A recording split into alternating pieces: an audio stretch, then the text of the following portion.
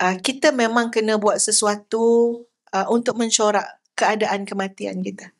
Kita kena fikir sekarang, ya Allah, apa salah fikiran aku macam ni, perangai aku macam ni, amalan aku macam ni, entah-entah minggu depan je nak meninggal.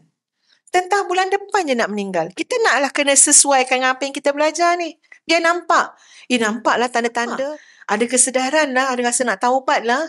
Dah mula bersegera nak buat amal soleh lah, tuan-puan. Amal soleh ni terlalu banyak. Bukan baca Quran saja.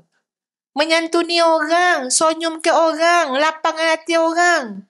Orang boleh sebut, tuan-puan, tak tahulah cik Mano yang duduk sebelah mak tadi. Sejuk hati mak duduk sebelah dia. Senyum dekat mak, tengok mak cik tersongguk-songguk. Bukan susah nak buat amal soleh. Tapi kita nak dapat taufik daripada Allah Subhanahu Wa Taala. Taufik. Tak ada taufik, tak dapat buat amal soleh, tuan-puan. Walaupun dah berada di ladang amal.